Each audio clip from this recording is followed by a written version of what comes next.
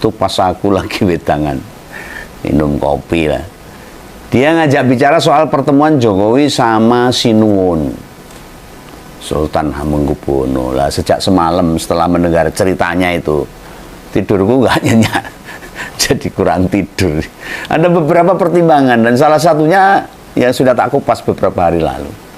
Ya tapi memang kupasannya itu arahnya ke politik. Dan yang cerita ke aku semalam itu dilihat dari sisi kejawennya, itu yang luput dari pengamatan. Nah, jadi belum ada pendapat tentang sisi kejawen. Nah, kabarnya itu waktu pertemuan keduanya memakai batik dengan simbol saling mempresentasikan diri masing-masing.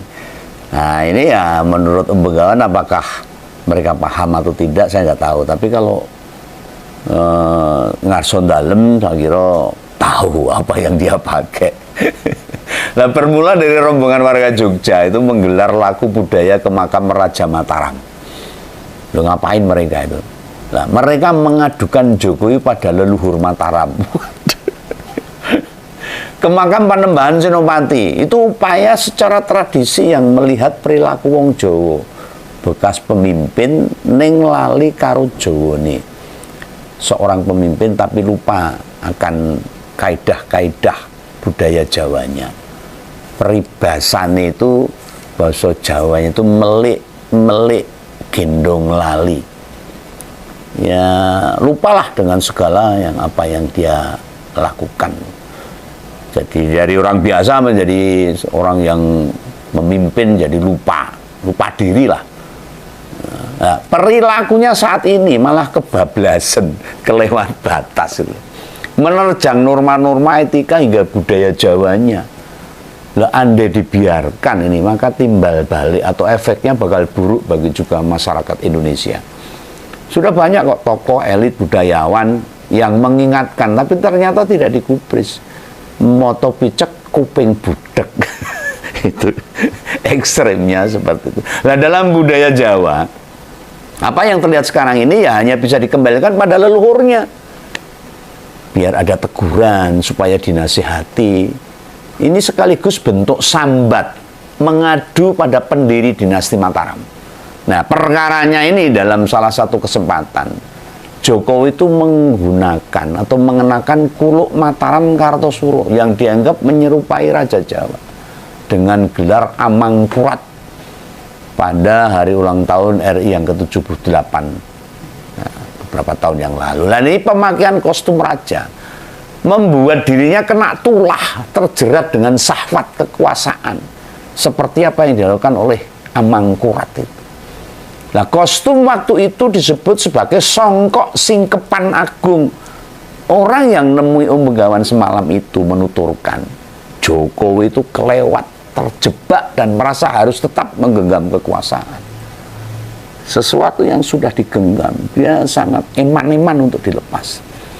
Andai kita mau memutar ulang peristiwa HUT RI ke-78 yang diadakan di Istana Negara, diisi pula dengan musik atau lagu rungkat yang bermakna sebagai runtuh, tumbang, roboh, hancur hingga lebur. Rungkat ini bahasa Sunda loh, dan waktu dinyanyikan hampir semua pejabat yang hadir malah bergembira ria, berjoget ria. Tidakkah mestinya kita prihatin? Di hari kemerdekaan justru kita selayaknya mendendangkan lagu ceria, lagu kebangsaan yang membangun semangat dan tidak bermakna negatif. Nah, pemakaian kostum Raja Mataram di HUT kemerdekaan RI itu, tidakkah tandanya bagaimana biar kekuasaan langgeng di tangannya?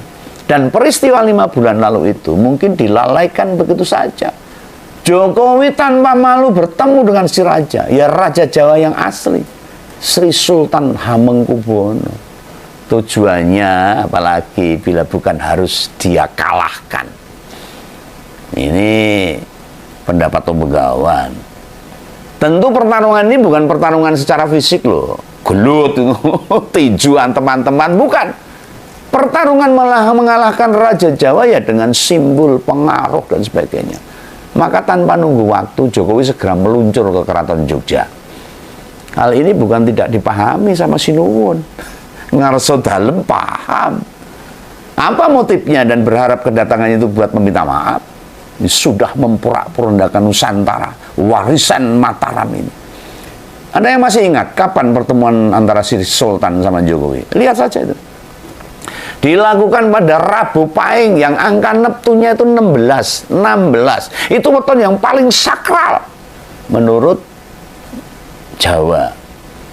Hitung-hitungannya wong Jawa. Lah potensi turun wahyu bagi orang yang mau memerintah. Justru dengan pertemuan tadi, Sinuwun bersedia menemui.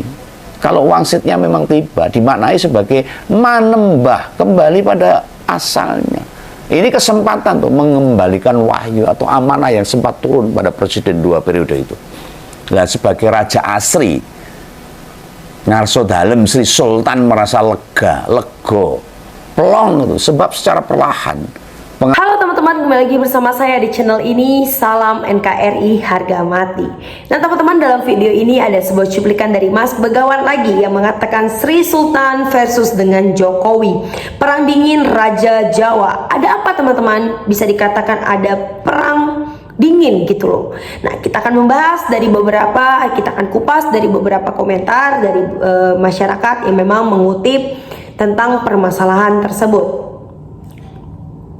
Mulyono ditemui Sri Sultan di Keraton Kilen. Ini bisa bermakna Kilen artinya berat, tempat matahari akan tenggelam.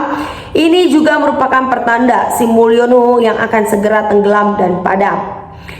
Selanjutnya si Sri Sultan Rojo Jowo yang humble bijak sudah tahu maksud kedatangan Raja Jawa versi Bahlil Nyuwun. Selanjutnya Sri Sultan pasti akan bijak, nggak mau terseret-seret buat bantu Jokowi, apalagi Sultan pasti juga monitor sepak terjang Jokowi 1 tahun terakhir ini. Jangan mau dikibulin sama si Raja Jawa, palsu dari awal, selalu pembohong, dari mobil SMK, dari baju yang sampai apapun dia pembohong tercerdik di Nusantara. Om Begawan tepat sekali menyamakan Mulyono dengan Amangkurat II yang menggadaikan kerajaannya kepada VOC demi mempertahankan kekuasaannya. Sementara Mulyono menggadaikan negara kepada oligarki demi memperpanjang kekuasaannya.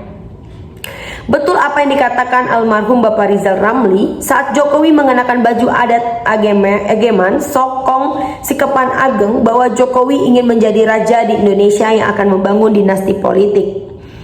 Sri Sultan sebetulnya sudah tidak respect lagi kepada Jokowi karena Jokowi sudah tidak mau mendengarkan saran dari Sri Sultan HB.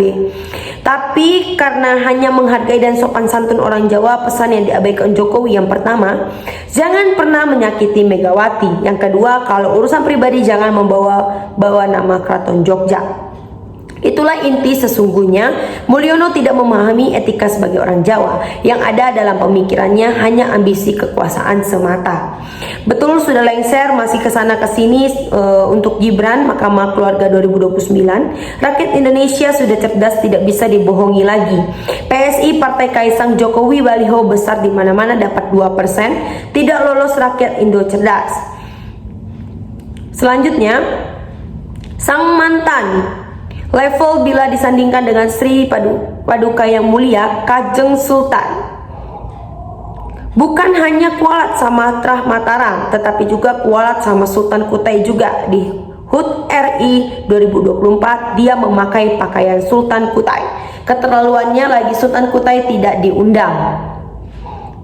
Selanjutnya, perang dingin di antara Raja Jawa asli dan Raja Jawa palsu hanya satu untuk menyelamatkan bangsa Indonesia, yaitu singkirkan segera dan tumbangkan juga aldi seluruh orang-orangnya Jokowi, termasuk keluarga Jokowi dengan cara pengadilan rakyat. Gak usah takut apa yang diperbuat Jokowi. Sri Sultan bisa melibatkan leluhurnya dan Ibu Ratu Laut Kidul. Kalau Mulyono paham kejawen, kurang ajar banget Pak batik motif Nogo Dersonolo ketika ketemu Sultan sambil senyum-senyum seperti orang dungu, padahal ada niat jahat. Tidak pernah merasa bosan sedikit pun bermain 277 kalau memang ada inovasi dan kejutan. Kami rakyat Kesultanan Banten tolong segera si Sultan di Yogyakarta bangunkan dan menjaga kedaulatan rakyat Kesultanan Banten dari gunung bukit suku Baduy agar tidak hilang oleh para mental jongos dan kacung pengkhianat di tubuh negara ini. Kami ingin Sri Sultan Yogyakarta datang ke keluarga dalam Kesultanan Banten. Nah teman-teman, sahabat-sahabat dari Bongkar TV, silakan berikan tanggapan teman-teman dalam kolom komentar ini sehingga kita dapat bertukar pikiran antara satu dengan yang lain dalam kolom komentar ini. Terima kasih teman-teman, Bongkar TV melaporkan.